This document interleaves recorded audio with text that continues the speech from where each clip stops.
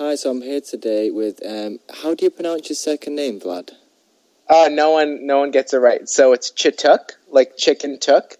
It's Romanian and kind of weird, and no one has ever pronounced it right on the first try or like ever. So don't worry. That's why I let you start. Okay, so just to give you a brief introduction of myself, and then you can tell me a little bit more about the work you're doing. I know you work for the Centre for the Advanced Hindsight at Duke. You work with Dan Ariely? Yeah, that's right. Which is, that's got to be cool, right?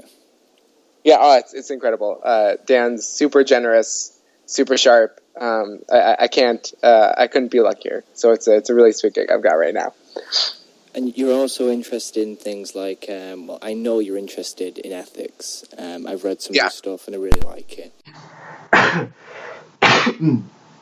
Also on, I initially read some of your stuff on veganism. This is a few years ago. And I became aware again of your stuff because of you had a debate with Massimo, right? I guess if you want to call it a debate, I published a few journal articles, and he wrote some blog posts, and we exchanged a few tweets about it. But that's about the extent of it.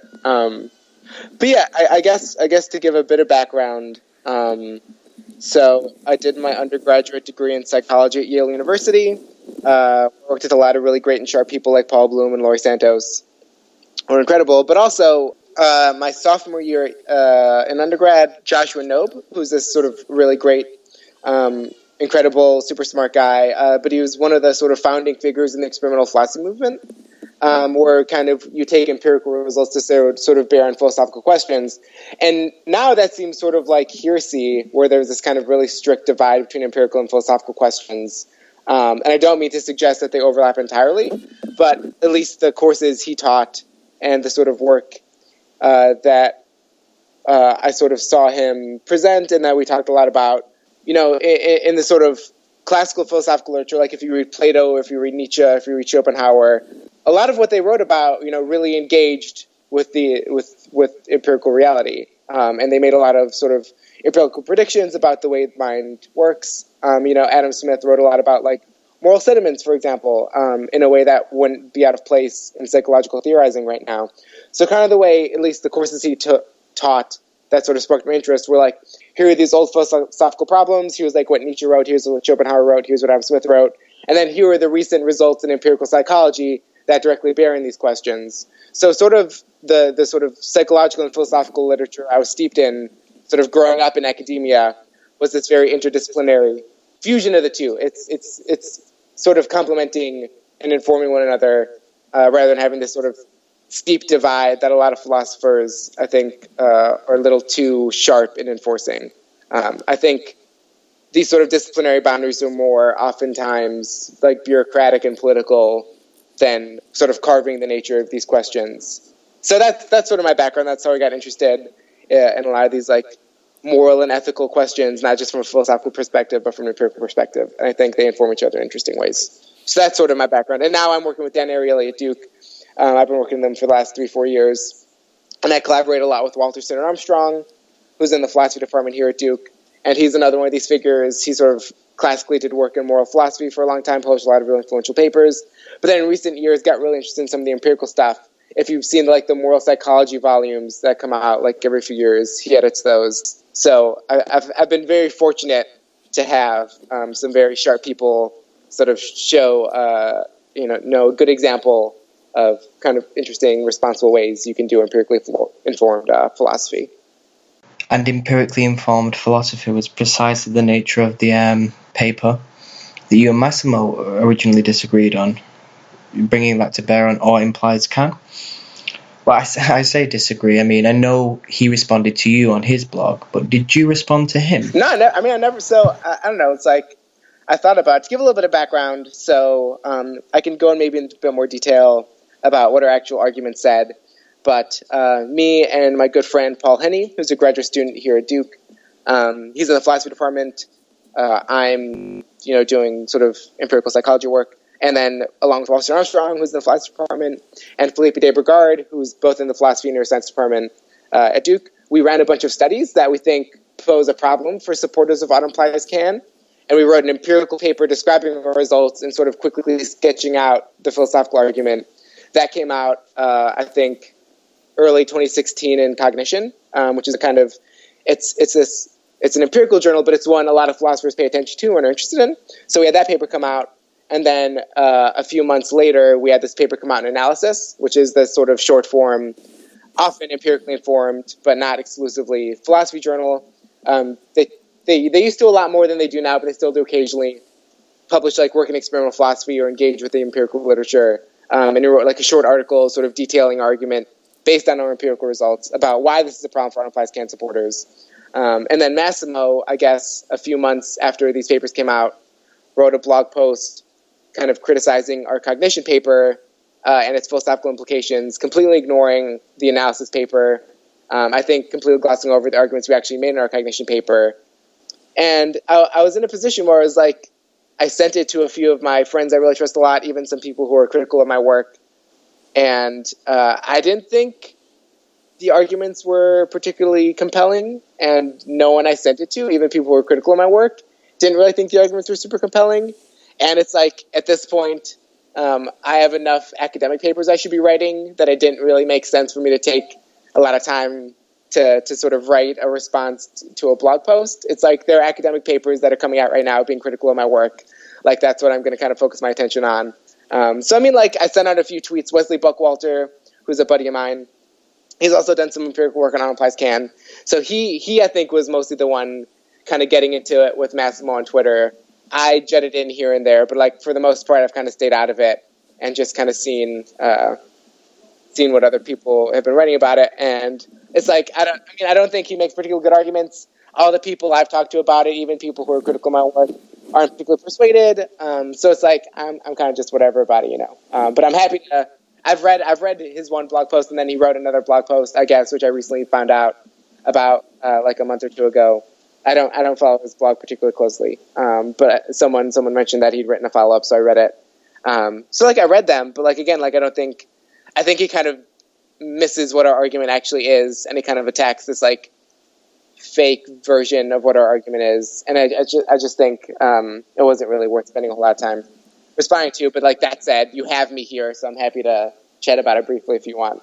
Well, first, I'd really like you to just first explain you have just done a 5-question interview with. Oh yeah. So you've outlined the OIC problem, but I'd love for you to first outline that, and then because you obviously put a lot of work into it, and it is an interesting paper, outline your findings in that paper that Massimo had a problem with, because I think it's worth listening to. Absolutely. So again, I encourage anyone who's like particularly interested in this to like actually go read our papers. I think our cognition paper is like 6 pages long. I think our analysis paper is like 5 pages long. So together, that's like a short journal article, but I think we packed it pretty dense, and there's a lot of good detail that I'm going to gloss over just for the sort of sake of simplicity and time. But the sort of principle that implies can is this kind of really interesting principle in philosophy in that on its surface it makes a lot of sense. So just kind of put roughly, it's basically the idea that your obligations can't exceed your abilities. Which, that seems totally reasonable. Like, if you stop and think about it for a second, you're like, yeah, of course, that's true. All right. And it's one of those things in philosophy where it's not usually the conclusion of an argument. There have been a few papers, but for the most part, it's not like invoked as like here's why implies Can's true. It's kind of more oftentimes like, well, so we know auto implies Can is obviously true, cite Kant, and then just use that sort of as an axiom or a sort of step in the argument towards a broader point.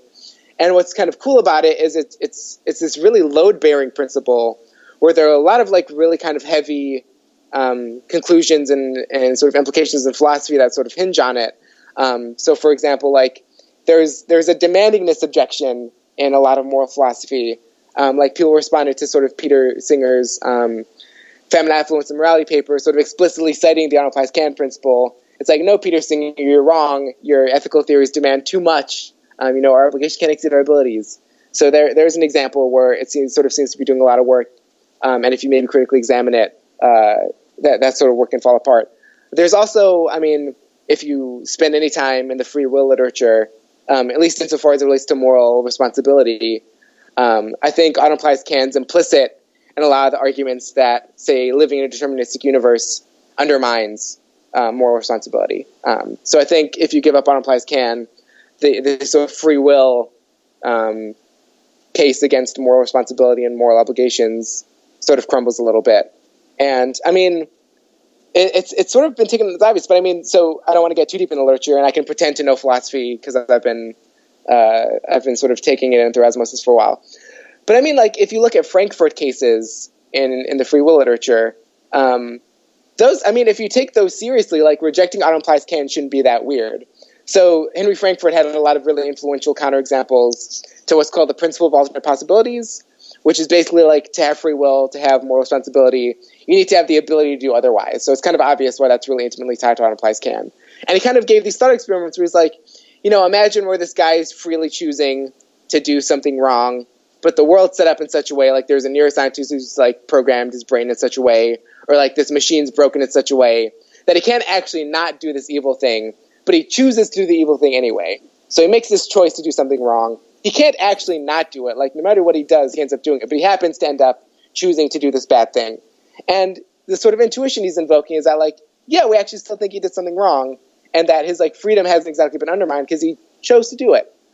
So these Frankfurt-type cases seem to accord really well with rejecting auto implies can, even though everyone seems to kind of take it for granted. So that's sort of, I guess, some philosophical background. The one most relevant to our studies is this paper actually Walter Center Armstrong wrote when he was about my age, before I was born. So is this? I think maybe the first paper he actually got published. But he wrote this paper criticizing auto implies can, and he pointed out a few kind of problems if you sort of scratch it a little bit. So, like, one example he gives, you know, if I make a promise to you, JJ, it seems like this promise should hold. And if auto implies can is true, it seems like a really stupid and easy way I can get out of this promise is to just make myself unable to do it. So let's say you live 20 minutes away from me. Let's say I promise to pick you up at a certain time. If I want to get out of this promise, all I really need to do is just, like, wait 10 minutes. Say it's like 10 minutes until I promise to pick you up. I physically can't get to you in time, so I can't keep my promise. If auto implies can is true, then it seems like my obligation should go away. But that doesn't seem right. Like, if you call me, it seems like I still have some sort of obligation or duty to you. Even if it's not to pick you up, it's sort of, say, apologize, call you a cab, do any number of things. But it's not obvious where those sort of, like, secondary obligations come from if the first obligation isn't there. It's like I didn't promise to give you a ride or call you a taxi if I don't show up or apologize if I don't show up. So these obligations seem to be coming from somewhere, and it seems like the obligation that I promised to pick you up seems to be a good candidate of that. So that's one sort of argument he gives against auto implies can. But the more interesting one is that, without getting too technical too quickly, auto implies can most oftenly is taken to be true as an analytic or conceptual necessity. That's not universally how it's understood, but I think, like, the best arguments for it and the most common ones seem to bear out this way. And basically, roughly what that means is that auto implies can is true just in virtue of what the concepts mean. It's just like that's what the words mean. So ability is built into obligation just the same way that being a male is built into bachelor. Like, that's just what the words mean. And there's this necessary conceptual relationship between the two. So Walter points this out, like, this is how it's often taken. This is the sort of argument most often given for it. And everyone just kind of assumes it to be true. But you notice something kind of weird. When we're talking about auto implies can, it seems a lot of times people talk a lot about blame, which is sort of weird. So you'll hear a lot of people say something like, well, of course auto implies can is true because it'd be really unfair to blame someone for not doing an obligation or for having an obligation they can't meet. So, like, if I promise to pick you up and drive you to the airport, but it turns out, say, my dad has a heart attack and I have to rush to the hospital to, like, be with my dad, at that point it seemed pretty messed up for me to be like, or for you to be like, hey, Vlad, what are you doing? You made me this promise. Like, you should be taking me to the airport right now. Because it seems like inherent in that is a sort of that you're blaming me for not keeping my promise. Like, the blame seems to sort of be implicit in there. And Walter pointed out, like, it's kind of weird for us to be talking about blame because if there is an analytic or conceptual relationship between on and can, then blame's just completely orthogonal to that. Like, blame just shouldn't be relevant. But he also pointed out that there are lots of cases where it wouldn't be weird to blame me for being unable to keep a promise. For example, if I make a promise to you and I become unable to keep that promise, say just because I got high or something, or like I'm blackout drunk. Like, in that case, it doesn't seem that weird to blame me. So it wouldn't maybe seem that weird for you to sort of appeal to that obligation. So what he suggests is going on is what's happening when we say that auto implies can, or generalize the principle that auto implies can, is you look at cases like the first one I described, where I have a promise and I can't keep it in a way that's not my fault, and we have this sort of, it sort of feels unfair or feels wrong to sort of maintain that obligation, to reaffirm that obligation, because jointly with that, we're sort of ascribing some blame, intentionally or not. And we don't want to ascribe blame because that feels unfair, so we just sort of downplay the obligation, and we sort of overgeneralize from that sort of motivated reasoning there. We overgeneralize to this broad principle in ways that doesn't necessarily seem right. So this is the sort of argument he made like 30 years ago or so. And I was hanging out with Paul Henney, again, my collaborator. He's a good buddy of mine. We were living together, I think, at the time. And we were just hanging out. He just asked me what I thought about auto implies can. And I was like, yeah, of course auto implies can. Like, duh. Like, I've read Kant, And he was like, I don't know. I read this paper by Walter. I used to think auto implies can. Now I'm not so convinced. So we started talking about it, and I became less certain that auto implies can. And I think we kind of realized that some empirical predictions fall out of Walter's paper. And just the auto implies can literature sort of more broadly.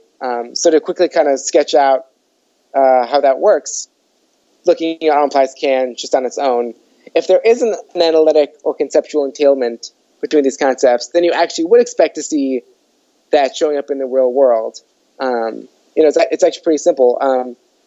If these concepts are sort of everyday concepts, if they're not specialized concepts, if what philosophers mean by auto can is what everyday people mean by auto can, and if there really is a logical or analytic relationship between these two concepts, and if everyday people, when using these words, are saying good epistemic positions, say they're not confused, not using different concepts, not using weird concepts, then you should see people who have these concepts that philosophers are using use it in the same way philosophers are using. For example, if A necessarily entails B, and everyday people who have these same concepts, for example, if you take the contrapositive, again, I'm pretending to learn to know logic because I hang out with philosophers. So if A necessarily implies B, and then you learn that not B, the contrapositive, of course, says that, therefore, it's just as true that not A, right? So there's this sort of test for analytic or conceptual entailment that we sort of spell out clearly in our analysis paper, where basically if people learn that, say, for example, someone can't keep a promise, then if there is this tight analytic conceptual entailment, if they're in good epistemic positions, that is, if they're actually, reading the vignettes, if they're not sort of just going through it quickly, if they're actually reading and understanding what we're talking about, and if they're using the same concepts, then if they learn that someone can't keep a promise, they shouldn't say that that person ought to keep a promise. So it's this pretty simple test.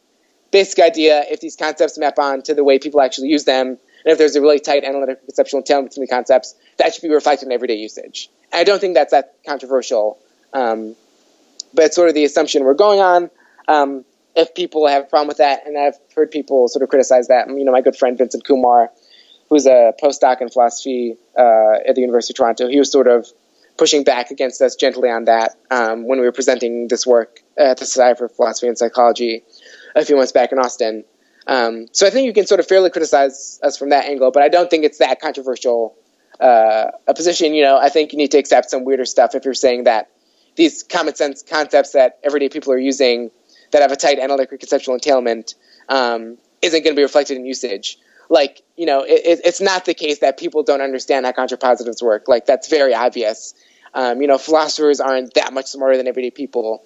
These basic logical relationships, aren't just, unique to philosophers. Like, everyday people have these things. And if these relationships are built into the concepts and they're the same concepts people have, we should see that reflected in usage. I think I said the exact same thing about 3 times there, so I'm sorry to repeat myself, but I feel like that's an important underappreciated aspect of our argument. So I kind of wanted to stress that. So that's one empirical sort of prediction that falls out from the literature. But if what Walter said, 30 odd years ago is right, then we should also see this other empirical prediction, where what's going on when people are making judgments that seem like they're in line with auto implies can, if what's going on is that we just don't want to blame people unfairly, we should see blame be the sort of relevant factor here and not ability. So with all that background out of the way, let me quickly sort of discuss what we did in our studies. So basically we gave people scenarios like the kinds Walter described. Someone makes a promise to his friend to do something. They later can't keep that promise for a reason that's either their fault, so that's the high blame condition, or for a reason that's not their fault, that's the low blame condition. And then we just give subjects, got a few hundred people off at Amazon's Mechanical Turk, and we just gave them these scenarios, and we just asked them, here's a time where this person can't keep a promise. And we gave them both scenarios and within subject design. So they read the high blame scenario, and then they read the low blame scenario, or they read the low blame scenario, and then they read the high blame scenario. There was no order effect, and this is relevant because a lot of criticisms of experimental philosophy come from this idea that these subjects aren't in good epistemic positions. So some criticisms of Josh Knobe's work have come from, I think, Angel Pinillos at the University of Arizona wrote a paper criticizing Josh Knobe's results by saying, look, if you give people a within subject design, if they can compare these two vignettes, this sort of interesting asymmetry you're showing goes away. I don't know if that's necessarily true, but that's a criticism people give. So we're sort of controlling for that by saying, like, okay, let's give people these two scenarios and see how their responses look.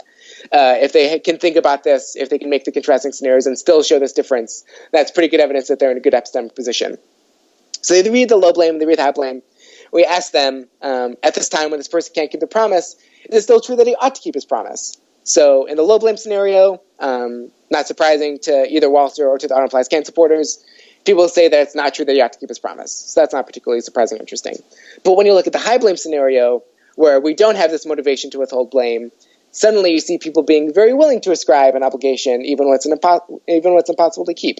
So people are saying, with no weirdness at all, that, yeah, I know he can't keep his promise, but he still ought to keep his promise. And we ask people to explain their judgments, and they say things that directly contradict Autumn Flies Can. They literally say things like, yeah, it's not true that he's able to keep his promise, but he still ought to. Like, that's verbatim a quote we got from some subjects. So if there is this built-in logical relationship between the concepts ought and can, and if these are the concepts that everyday people are using when they're making judgments about ought and can, then no one should say anything like that ever. And so that already is spelling a problem for Autumn Flies Can supporters. But, anyone sort of familiar with literature and moral psychology maybe could fairly say, no, wait a minute, Vlad. Blame does some stupid shit to people's judgments.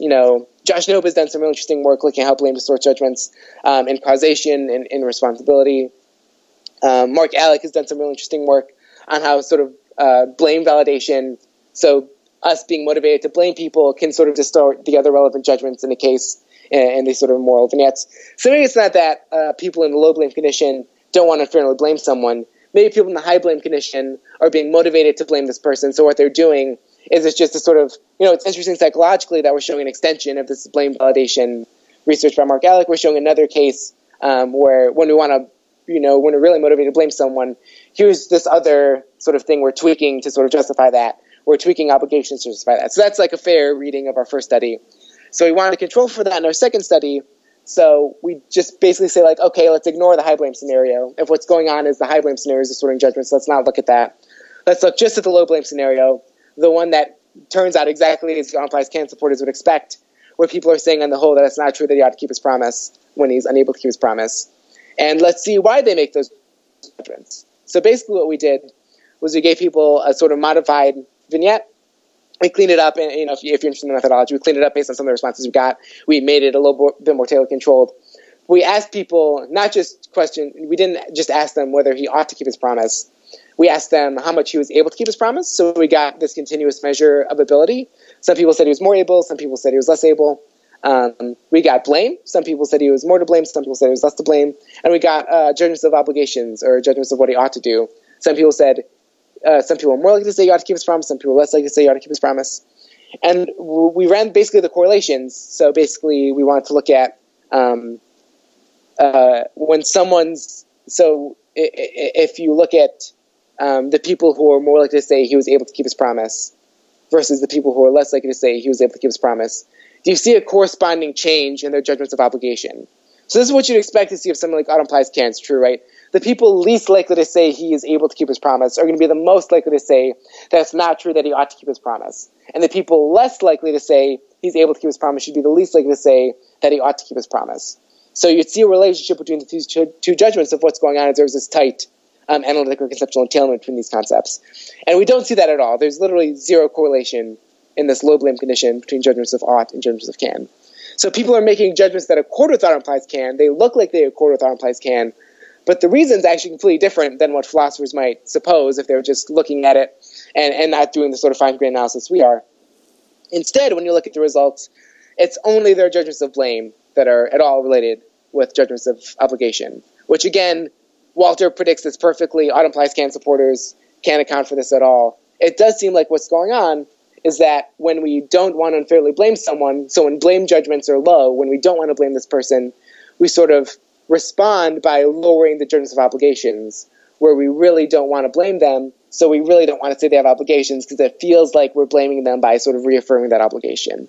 And this fits really well with some interesting literature. So, for example, if you look at the sort of MGM path model of blame paper that was really influential, came out, I think, a few years ago, it came out of Bertram Malley's lab at Brown.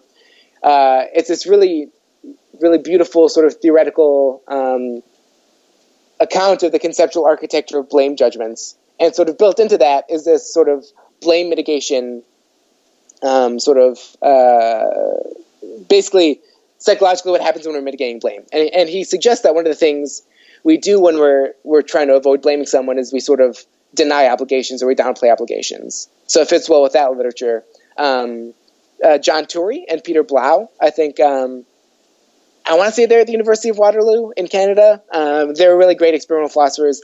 They came out with this really cool paper called Looking at Excuse Validation, where basically what they do is they give people stories about someone who's breaking a rule. Say, for example, they're speeding, but in a way that's not their fault. So they're speeding because their odometer is broken. And then you ask people, is it true that this person's speeding? Is it true that this person's breaking a rule? And you get this really interesting result where a lot of people are willing to say that that person's not actually speeding or the person's not actually breaking a rule.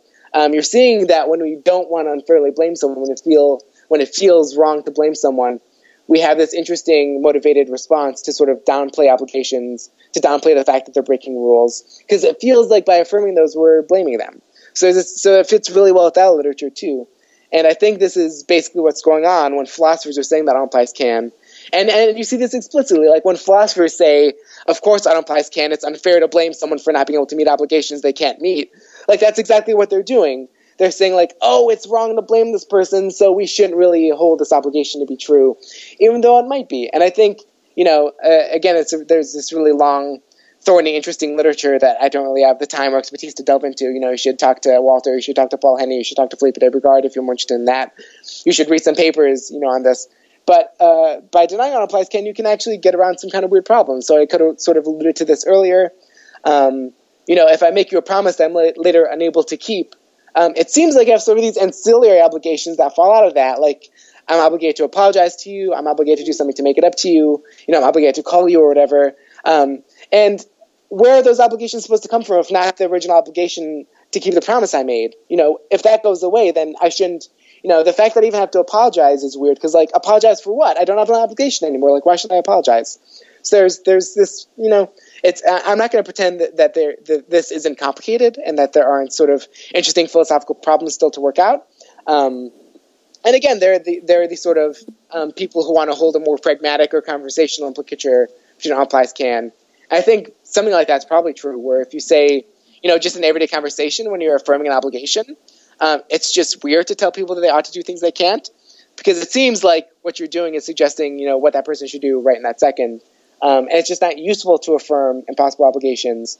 So like something like that can be true, but that's not going to carry any philosophical weight whatsoever when you're looking at things like the demandingness objection to consequentialism or the sort of relationship between determinism, free will, and moral responsibility. Conversational implicature is not going to carry any philosophical weight whatsoever. It's not going to do anything interesting or moral theorizing. So I think even if you want to hold on to that sort of ought implies can, this sort of interesting philosophical version, I think, is pretty strongly challenged by research. And, again, I don't want to get too deep into it, but a big sort of criticism against ought implies can denial is the fact that, moral statements are supposed to be prescriptions, moral judgments are supposed to be useful for moral action. They're supposed to guide our behavior. So when Paul Walter, Felipe, and I were first drafting up our papers, Peter Van Enwagen, who's, he's this like really sharp, really generous, I think used to be at Notre Dame. Either he's joined Duke's faculty or he's about to join Duke's faculty. So he's been around, and he was sort of hanging out, and Paul was taking a class with him. I had, sat in on some lectures. He'd done and chatted with him a little bit.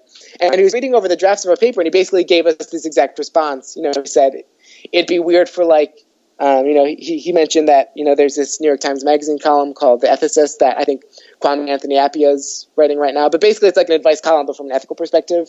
And he said, it'd be really weird for the ethicist to sort of tell people they should do things they can't, right? Isn't there this, necessary component of, moral judgments and moral ascriptions that they should relate on things we can actually do? Again, there's this idea that our moral judgment should be able to guide us. But, like I say in our 5 Questions interview, I actually don't think it's that weird for impossible obligations to be able to guide us. I think it'd be really weird. Evangelical Christians, for example, I think would find that really weird. I think the entire point of what would Jesus do is that, we can't actually do what Jesus did. Jesus' whole point was that he was this perfect moral person, and that we can't be these perfect moral people. So we can't actually do all the things Jesus did. We can't be saved by works alone, as the Bible says, sort of emphasis on can't. And the idea is that, Jesus' example is still guiding, even if we can't meet it, and we still need his grace because we can't actually do it. And that's the entire point of, Jesus' sacrifice. So I don't think, it's actually that weird for moral exemplars or for moral, idealizations to be useful to us.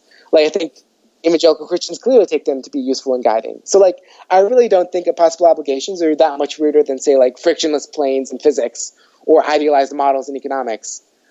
Sure, it's impossible. That doesn't mean it can't be useful. It doesn't mean it can't help our moral theorizing. So that's my spiel. That's my spiel about what implies can. Well, that seems to be a lot of information, and Massimo's blog post, I read Massimo's blog post, it didn't seem very large. So in that small space, what sort of criticisms did he raise, and which, if any, did you find serious? Man, I don't want to sound like a dick, but I really didn't. I didn't think any of them were good. So there's this common criticism that we get, and I don't know how you can seriously charitably read our work and walk away with this impression, but a lot of people think what we're doing is we're kind of taking an opinion poll of the public and then using that to be okay, here's what's true in philosophy, here's what's true in morality or ethics, and that's just, that's not what we're doing at all. We actually have this pretty sophisticated argument. I spent probably 5 minutes laying the groundwork for it, talking about analytic and conceptual entailment, which Massimo just doesn't really engage with at all. There's this great, in Neil deGrasse Tyson's book, Pluto Files, where he talks about the sort of response and fallout he got from Pluto not being a planet. One of the things he sort of shows is this letter he got, I think, from this 9-year-old boy who basically wrote Neil deGrasse Tyson a letter, basically saying I disagree with you that Pluto's not a planet. So I took a poll of 11 of my friends and asked them whether Pluto was a planet, and all of us said Pluto was a planet.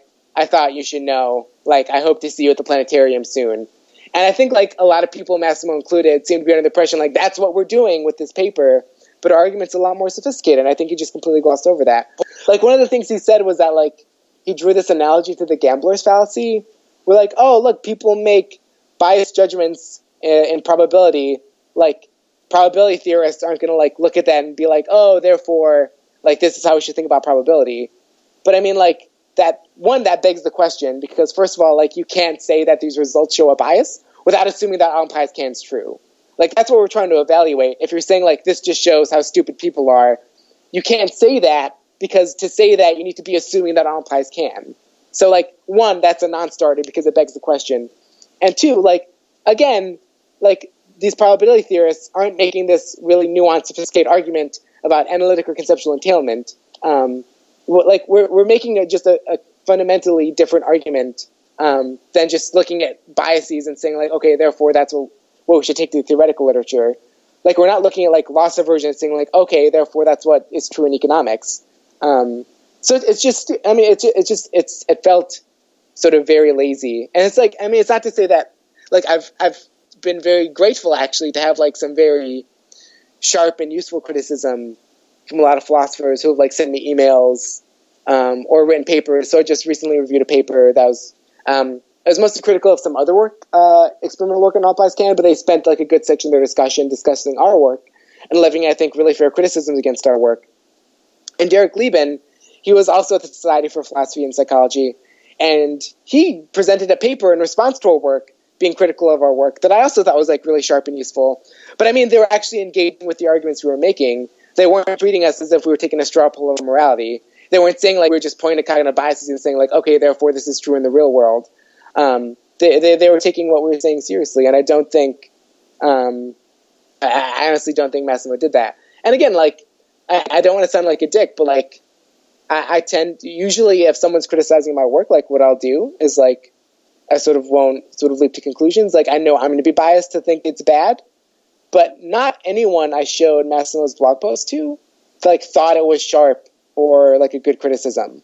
Even people who are like critics of my work, like I know like, so I've had like long conversations with Paul Bloom, I've had long conversations with Dave Pizarro about my work, and I'm not saying like they're the people who said that Massimo's blog post wasn't that interesting, but like I know a lot of people who think I'm wrong, and like I think that's fine. I think it's really cool to talk to people like that. But even people who thought I was wrong, like didn't think Massimo made a good argument. And you know, I talked to my collaborators, and I was like, hey, should I spend some time, you know, writing a blog post to address this? And they were like, you know, no, you have academic papers to be writing, spend time writing academic papers. And I was like, oh yeah, that's a good point. I should do that. Like there are a bunch of papers I should be writing right now, and I shouldn't maybe be wasting my time on like blog drama. So I don't know, like if people are interested in our work, or if people found Massimo's blog post convincing, I encourage them to especially read our analysis paper. So Massimo didn't talk about our analysis paper at all, which I thought was weird, because that's a paper where we lay out our philosophical argument. He just talks about the empirical studies. So he talked about the empirical studies, basically criticized us for arguments we were making, and ignored the paper where we actually lay out the philosophical arguments, and actually we addressed a lot of the criticisms he was making. So like it felt very silly to me, and I think Wesley Buckwalter had a lot more patience than I did by trying to talk to Massimo about it on Twitter. I think that was largely the response to a second blog post. But I mean, like, even in, like, God, it's so stupid. Even in Massimo's second blog post, he ends it by saying that, like, he thinks unapplied is true because it's unfair to blame people for obligations they can't meet. I'm like, did you fucking read our paper at all? Because that's, like, literally the mistake we're criticizing philosophers for making. And if that's why you think unapplied is true, it's, like, obvious you didn't seriously engage with what we wrote at all. So I just found it very frustrating. Like, I like Massimo. Like, I think he's, like, I've read some of his work on the philosophy of biology. I know people who are, like, big admirers of his work. Like, I don't think he's a dumb guy. I don't think he's stupid. Even if I think, like, this criticism isn't particularly good. But, like, I don't know, man. I didn't find any of it persuasive at all. And I have found work of criticism persuasive. So it's not just that I'm, like, staunchly opposed to anyone criticizing my work. I just don't think it was a particularly good criticism. No, I know exactly what you mean. Well, he is prone to arguing, and like you said, he is very sharp on some things. And I mean, he's taken a lot of flack recently. I don't know if you've seen it for engaging in the string theory debate. Oh no, I didn't see that. What's the deal with that? So basically, he wrote. Is it Aeon the way you pronounce it? The magazine. I say yeah. But I think it's, I mean, you should know, I think they're a British magazine, so however the Brits say it, I think is how you're supposed to say it. I have no idea. I've never heard anyone speak about it. Well, he basically wrote an article on that, and he brings in Popper and the demarcation problem and speaks about how physicists are arguing, apparently, about whether string theory is a scientific, theory at all or not. And some of the string theorists went absolutely crazy on him. Oh wow! Obviously, if you check his Twitter, you'll see it. Some of it's quite funny, but I like him for that. I like it that he speaks his mind. He may not always be right, and I might just be seeing some of his arguments wrong. He may be right, and I may be wrong, and you never know like that. But I like the fact he speaks his mind. But I honestly, sorry, go on. Oh, sorry, and I mean, like, I think I am sympathetic. So I think, like, obviously, like, probably people who are listening to this are aware of the fact that there's been a lot of conflict between philosophers and scientists about a sort of bevy of issues. I think there are a lot of cases where scientists are sort of annoyed when philosophers kind of try to step in and sort of be like, oh, no. So, like, who was it? Was it Peter Unger who wrote this like really obnoxious article basically about how like he could do social psychology better than any social psychologist because like his fine-grained training, conceptual analysis is like all you really need. He was like, I could do better work than like Daniel Kahneman or something like that. And like, come on, dude, fucking like, no, like stay in your lane, dude. Like, know your place. You can't fucking do better shit than Daniel Kahneman. Like, fuck off. So like, I get like why scientists are annoyed when philosophers do shit like that, and they oftentimes do shit like that. I also get why philosophers are oftentimes very annoyed when a lot of times scientists just say really dumb shit about philosophy, or sort of say like, oh, philosophy's useless, or like, here, let me say like some obviously wrong stuff about like the one philosophy paper I've read. Like, I do think philosophers do really important, useful, interesting work that a lot of times scientists don't really appreciate. I do think like there's like, coming from sort of a background of experimental philosophy, I do think there's a lot of bad experimental philosophy. Like, not just in the fact that like social psychology is hard, and that there are these sort of problems we know in replication happening right now, and that it's hard to sort of see exactly whether the results you're getting are because of why you think you're getting them. But because I think a lot of times scientists, particularly in experimental philosophers, don't do a really good job of sort of exactly explaining how their empirical results bear on these philosophical issues. So, and like, I'm sort of pissed because I feel like, you know, me, Paul, Walter, and Felipe, I think went through a lot of pain to really clearly like lay out and argue for why, you know, the sort of philosophical underpinning, you know, really, really clearly laying out like what, you know, if this philosophical theory is true, here's what we should see in the real world. If this philosophical theory is true, here's what you see in the real world. Here are our studies. Here's what we see. Here's what we think falls out of it. Here's where there's some more room to do work. Like, I thought we tried to be sort of like really careful about it. I mean, like, it's nice that we got 2 papers just because that's better for my CV, but I think like that's a good model in general for people who are doing empirical work in philosophy to do. Like, you should be able to frame your work in a way that's interesting for psychologists, and you should be able to frame your work in a way that's interesting, relevant for philosophers. I think a lot of times what happens is they sort of try to do both in one paper, and sort of both sides sort of suffer for it. So it ended up working out really well, where I was the first author in our cognition paper, Paul was the first author in our philosophy paper, and I think we were really able to do due diligence to sort of both sides of these issues. So I'm really sympathetic to philosophers who get annoyed when sort of psychologists step in and act like, oh, here, let me figure this shit out for you guys. And I know why psychologists and other scientists get annoyed when people step in and be like, yo, here's the deal with string theory. Like, I don't know what Massimo's Aeon article said, but like, you know, if you're a physicist and you've got these really nuanced, detailed arguments and sort of theorizing you're doing, it's annoying for outsiders to step in and be like, no, you're wrong. Here's how to do it. But then also, like, there's a stereotype of the old physicist who gets tenure and then decides to figure out everyone else's shit. So I think there's just like a lot of chauvinism all around, and it's annoying. And I think like better interdisciplinary respect and consideration is important. And at least I try to embody that. I don't know if I'm successful, but I try to embody that. I think it's a noble goal. I'm not sure if we can ever bring the physicists and the scientists and the philosophers together. But, you know, one can cross the fingers. All right. We only have a few minutes left, so, I mean, I want to talk about your dog. Ah, man, what about my dog? I love my dog. I've not heard you this excited the whole hour. Right. Just to let people know, first of all, in that 5Q interview, it'll be linked below. We introduce Toad. Yeah, so I have a dog named Toad. He is perfect. He is the light of my life. It's funny. So I did some undergraduate research with Laurie Santos, who was like literally the perfect person. I feel kind of shitty sometimes because like I'm always exaggerating about everything. Like, I don't know, it's a very millennial thing to have everything either be the best or the worst.